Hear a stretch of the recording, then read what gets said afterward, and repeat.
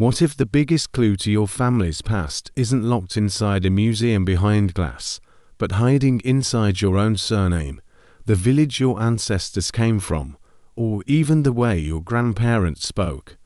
Millions of people across England, Scotland, Wales, Northern Ireland, the United States, Canada, Australia, and New Zealand may carry traces of Anglo-Saxon ancestry without ever realizing it.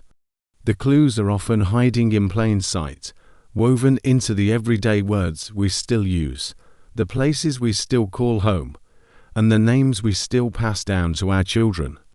And once you learn to read them, you start noticing them everywhere, in road signs, in family Bibles, in the older relatives you wish you had asked more questions of while you still could. Today, we're going to uncover 15 of those hidden signs together. But before we begin, an honest warning. None of these signs, on its own, is proof. A single clue means very little. A surname can be shared by strangers with no blood tie. A village name can survive long after the people who gave it have vanished. Even your DNA can whisper a story that contradicts the one your family has told for generations. What historians, archaeologists, linguists, genealogists, and geneticists do instead is something more patient and more honest. They gather clues. They weigh them against each other. They let one piece of evidence sharpen another until a faint picture begins to emerge from the dark. One clue means little. Several together become much more interesting. So as we walk through these 15 signs, treat each one not as a verdict, but as a small lamp lighting a corner of a very large and very old room. And if you'd like to play along, drop your surname, your county, and your country in the comments below. You might be surprised how many people share a clue you thought was yours alone. The first sign is the one you've been carrying your whole life without thinking about it: your surname. Surnames, as we know them, didn't fully settle across England until after the Norman conquest, long after the Anglo-Saxon age had ended. So how can a surname possibly tell you anything about Anglo-Saxon ancestry? The answer lies in the difference between a name's date and the language inside it. Thousands of surnames are built from Old English elements that survived the conquest because people kept speaking them in their fields, their workshops, and their kitchens long after the lords had switched to French. A name like Baker or Miller points to an occupation, but the older layer underneath may be a name like Smith, Wright, Turner, or Fletcher, each one rooted in Old English craft words. A name like Thornton or Huntington carries the Old English ton, meaning a fenced enclosure or farmstead. Ashley holds GSC, ash tree, and Lear, a woodland clearing. Berkeley hides Beoak, birch. Hawthorne preserves the thorny hedge itself. Even patronymics like Watson, Harrison, or Robinson echo an older Germanic naming habit of building a child's identity from the father's name. None of this proves your ancestors were Anglo-Saxon. A surname is a word, not a bloodline. But it can preserve a thread of language that survived for 1,000 years, because ordinary people refused to stop using it. And sometimes, that stubborn survival is itself the most Anglo-Saxon thing about you. Which raises a question worth holding in your mind. How can two people with the same surname have completely different ancestry? The answer is that surnames were often adopted independently in different villages. So two Smiths may share a word, but not a single common ancestor. The second sign is older than your surname and often older than your country, the historic county your family came from. After the Roman legions left Britain around the year 410, the eastern and southern parts of the island became the most open to migration from across the North Sea. Over generations, families arrived from the coastal regions we now call Angilum, Saxony, and Jutland. They settled the rich farmland of what would become East Anglia, Essex, Sussex, Kent, Mercia, Northumbria, and Wessex. If your known ancestors lived for centuries in those regions before the Industrial Revolution pulled people into cities, you were standing on ground that was deeply shaped by Anglo-Saxon settlement. Of course, people moved constantly after that. The Norman Conquest, the Black Death, the Enclosure Acts, the Industrial Revolution, and the Great Migrations to America and the Commonwealth scattered families far from their medieval roots. But county roots still matter, because the deeper your family ties to a single historic county, the more likely that older layers of settlement are part of your story. Why do some villages preserve an Anglo-Saxon identity, while neighbouring ones, sometimes just a few miles away, do not? Often it comes down to who held the land, who rebuilt the church, and which families simply never left. The third sign is one almost everyone overlooks: the place names around your hometown. While the great lords renamed their castles and estates, ordinary villages kept their old names through sheer inertia. The endingham meant a homestead, as in Birmingham or Nottingham. The endington meant a settlement, as in Boston or Brighton. The ending lay or lee meant a clearing, as in Hadley or Eastleigh. The endings ford, bridge, well, and worth all described features of the land. The people who named them knew intimately. The ending-ing marks the people of a particular leader, so Reading was the people of Redder, and Hastings was the followers of Heister. These names survive because they were useful. People needed to know where the river crossing was, where the cleared field lay, where the leader's people lived. The names outlasted the people who made them, and they surround millions of us today. If the towns and villages within a day's walk of where your family lived are thick with these endings, you are walking through a linguistic landscape laid down more than 1500 years ago. And yet most of us drive through it every day without ever hearing what it is saying.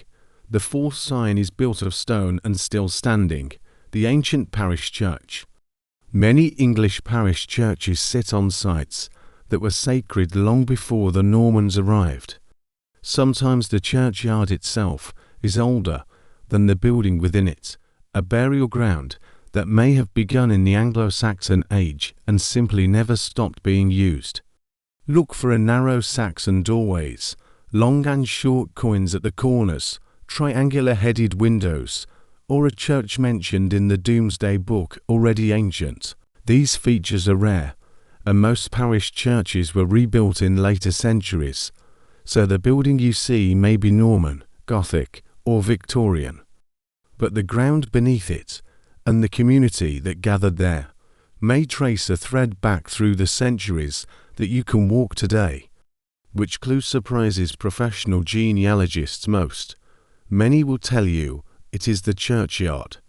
They have learned that the oldest evidence is often not the building but the soil it stands on, where generations of ordinary families were laid to rest long before any stone was carved with their names. The fifth sign is hidden in the names your family still chooses, Old English first names. Edward, Alfred, Edwin, Oswald, Audrey, Mildred, Edith, Hilda, Harold. Each of these names is built from Old English roots. Ed meaning wealth or fortune, Julf meaning elf, Wine meaning friend, Beat meaning bright. They fell out of fashion after 1066, when Norman names like William, Richard, Robert, and Henry flooded in with the new aristocracy. But many Old English names never quite died. They clung on in the north, in the countryside, and in families that kept using them because they had always used them. When a family passes the name Edwin, Edith down through 5 generations, they may be honouring a tradition far older than they realise, a tradition that survived the conquest by hiding inside the family rather than the court. The sixth sign is one your grandparents carried in their mouths, local dialect words. Long before standard English spread through schools and broadcasting, every region of England had its own speech, and many of the older words were pure Anglo-Saxon. Words like nesh for soft or weak, bairn for child, mardy for sulky, nout for nothing, luggy for having prominent ears, clarty for muddy, and spelk for a splinter, not recent slang. They are survivors of Old English and Old Norse rubbing up against each other for centuries. If your grandparents used words the rest of the country didn't seem to understand, they may have been holding onto a thread of speech that goes back 1,000 years. Linguists call these words fossils. They are the bones of an older language, still walking around inside the mouths of the living. The seventh sign is one of the most exciting clues in all of family history, and it sits inside a single extraordinary book, the Domesday Book, in 1086. Almost 20 years after the Norman conquest, William the Conqueror ordered a survey of nearly every village, manor, and taxable household across most of England. The scribes wrote down, who held each place before the conquest, what it was worth then, what it was worth now, and how many ploughs, mills, peasants, and slaves it supported. If your surname appears in Domesday, that does not mean you descend from that person. Surnames were not yet fixed, and most entries name lords, not ordinary folk. But if you can trace a family line back to a village named in Domesday, you have anchored your ancestors to a specific place at a specific moment before the tape recorder of history was even switched off.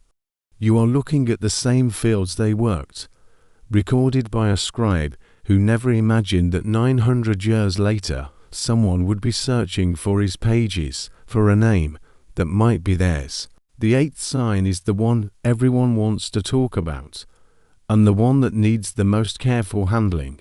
DNA, genetic ancestry testing, has opened a door that earlier generations of genealogists could only dream of, but it is not a magic mirror. Most commercial tests estimate broad ancestry components from reference populations, and they will often show a percentage labelled something like English or Northwest European. That label is not the same as Anglo-Saxon. The Anglo-Saxons were not a single genetic type. They were a mixed group of migrating peoples who arrived over many generations and blended with the Romano-British population already living here. Modern genetic studies, including large-scale work on ancient DNA from early medieval burial sites, suggest that the migration left a real but varied signature across England, stronger in the east and south, weaker in the west and north. Some studies estimate that in parts of eastern England, the average person today may carry a substantial fraction of ancestry from those North Sea migrants, while in western regions the older British ancestry dominates. But these are averages across populations, not verdicts on individuals. Your own DNA cannot be labelled Anglo-Saxon with certainty, and any test that promises you that is selling you a story, not a result. Could your DNA disagree with your surname?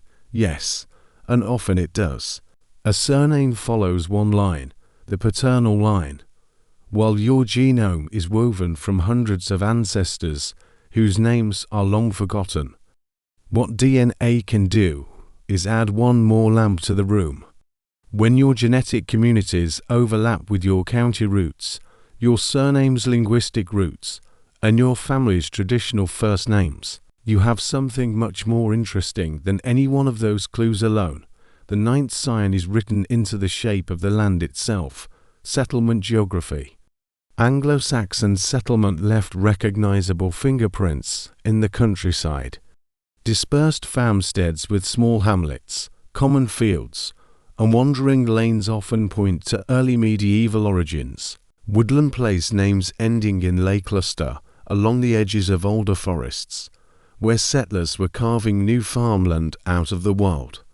Open field systems, with their long strips and shared fallow, were an Anglo-Saxon inheritance that shaped English village life for centuries.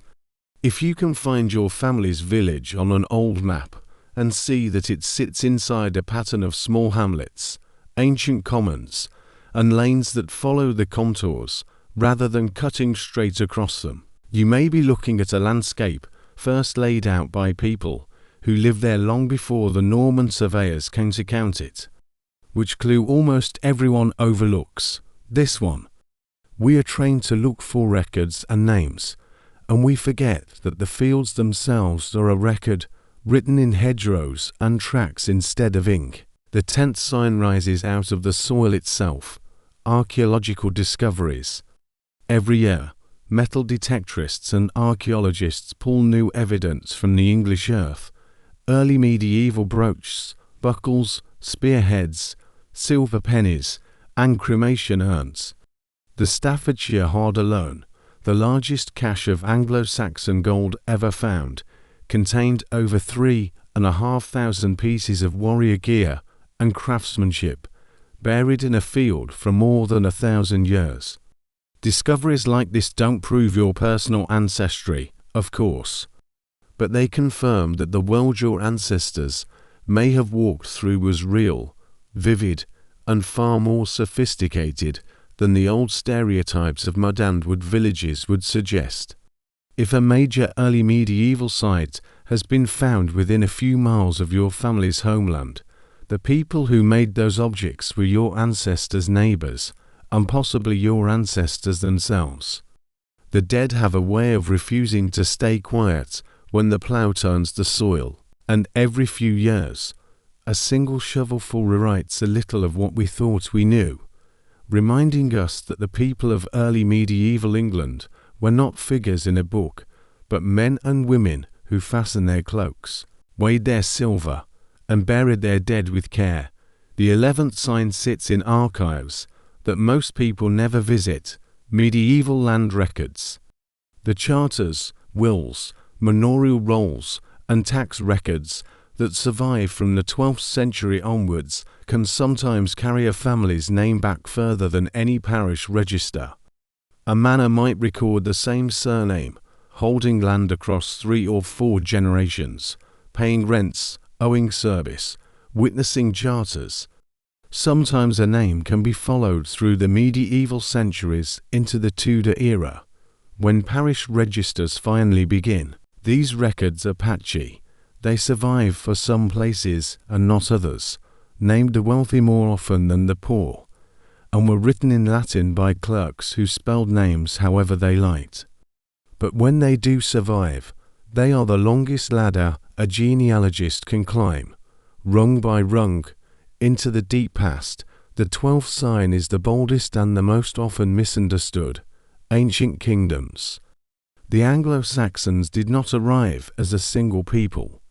They formed competing kingdoms: Northumbria, Mercia, East Anglia, Essex, Kent, Sussex, and Wessex. These kingdoms had their own dynasties, their own saints, their own dialects, and their own rivalries.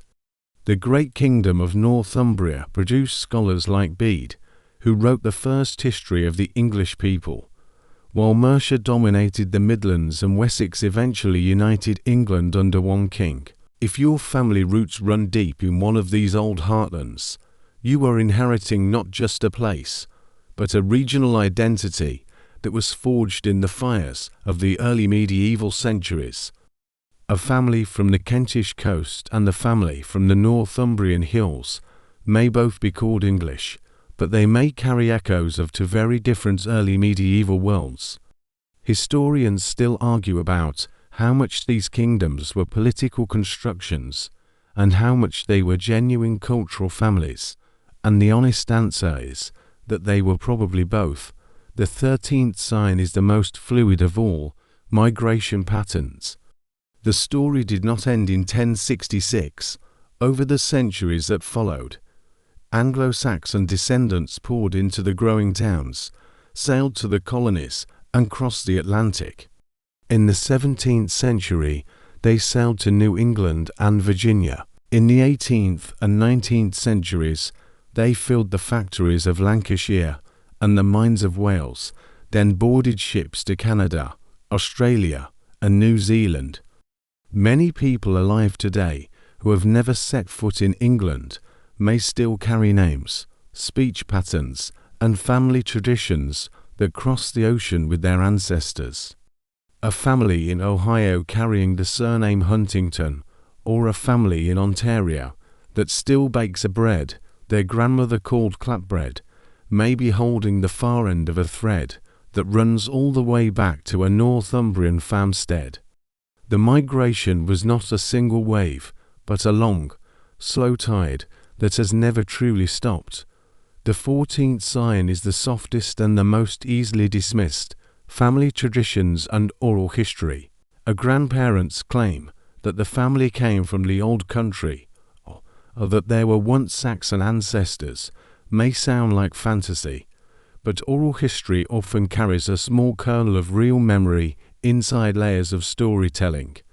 Names of forgotten villages, recipes for breads that nobody else seems to make, songs, proverbs, superstitions about the fairies and the old wells. Even a stubborn family habit of burying the dead facing east. None of these prove Anglo-Saxon ancestry, but they are clues that the written records ignore, and they sometimes point toward a truth the family felt long before any genealogist could prove it. The wise genealogist listens to the story, writes it down, and then goes looking for the paper that confirms or corrects it. The 15th sign is the one we have been building toward all along, when many clues come together. A single surname is just a word. A single county is just a place. A single DNA percentage is just a number. But when your surname carries an Old English root, your family lived for centuries in the same Eastern English county. The villages around them are thick with ham and ton endings. Your grandparents used dialect words nobody else understood. The parish churchyard predates the Norman conquest. Your DNA community maps onto that same region, and your family still passes down an Old English first name 3 generations deep. Those clues begin to reinforce each other. They don't add up to proof, they add up to something honest and far more interesting: a picture. And a picture, built patiently from many small lamps, is worth more than any single bright claim. If you've made it this far, you're exactly the kind of viewer this channel is built for. Consider subscribing so you don't miss the deep dives we have coming on medieval villages, DNA mysteries, and forgotten English surnames. So how do you actually begin to explore this for your own family? Start with what you know and work backwards, one generation at a time, and let each confirmed fact earn the next question. Parish records, wills, tax rolls, and census returns can carry you back century by century. Local history societies often hold the keys no online database has indexed. Old maps show you the landscape your ancestors walked. DNA tests can suggest broader ancestry communities that you can compare against your paper trail. The goal is not to find one Anglo-Saxon ancestor. The goal is to build a picture, clue by clue, and to let the picture tell you the truth about your family rather than the story you hoped for. The truth is almost always more interesting. Perhaps the greatest inheritance your ancestors left you wasn't land, wealth, or a castle. Most of them never had any of those.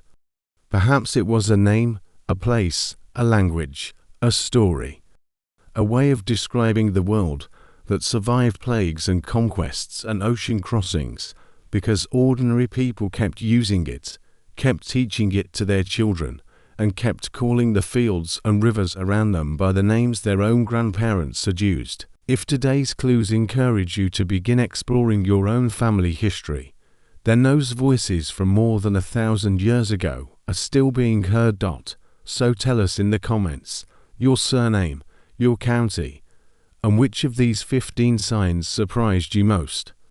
And tell us what documentary you want us to make next, because the next story might be yours.